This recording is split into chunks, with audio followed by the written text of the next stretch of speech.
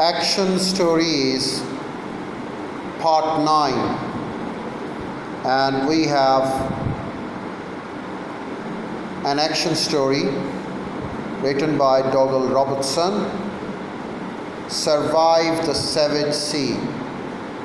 And I'm reading out an extract from Survive the Savage Sea.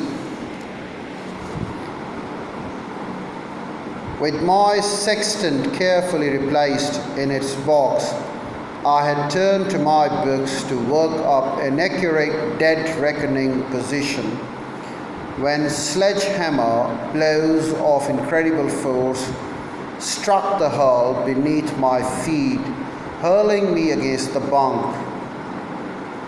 The noise of the impact almost deafening my ears to the roar of the in-rushing water.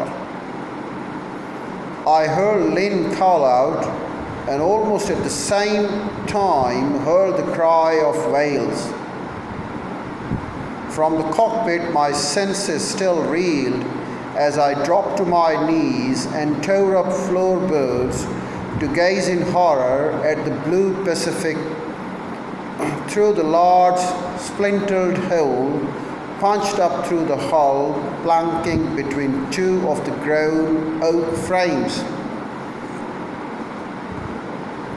Water was pouring up through the hole with the torrential force, and although Lynn called out that it was no use, that the water was pouring in from another hole under WC flooring. Under WC flooring as well.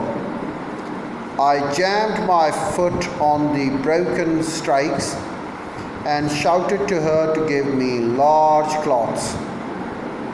Anything to stem the flow. Anything to stem the flood. She threw me a pillow and I jammed it down on top of the broken boats. Rammed the float boat on top and stood on it. The roar of the incoming water scarcely diminished. It was already above the level of the float boats as I hurled. Douglas cried from the deck, "Are we sinking, Dad?" "Yes, abandoned ship." My voice felt remote as numbly. I watched the water rise rapidly up the engine casing. It was lapping my knees as I turned to follow Lynn, already urging Neil and Robin on deck. Wading past the galley stove, my eyes glimpsed the sharp vegetable knife, and the grabbing it in passing, I leapt for the companionway. The water now up to my thighs was already lapping the top of the batteries in the engine room.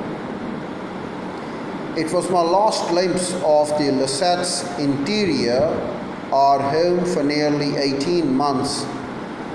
Lynn was trying the twin life jackets on with rapid efficiency as I slashed at the lashing holding the bow for the dinghy to the main mast. Douglas struggled to free the self-inflatable raft under the dinghy, and I ran forward to cut the remaining lashings, holding the stern of the dinghy to the foremast, lifting the dinghy and freeing the raft at the same time. Lynn shouted for the knife to free the water container, and I threw it towards her. Douglas again shouted to me if he should throw the raft over. Disbelieving that we were really sinking, "Yes, get on with it," I yelled, indicating to Robin, who now had a life jacket on, to help him. Grasping the handles at the stern of the dinghy, I twisted it over from it inverted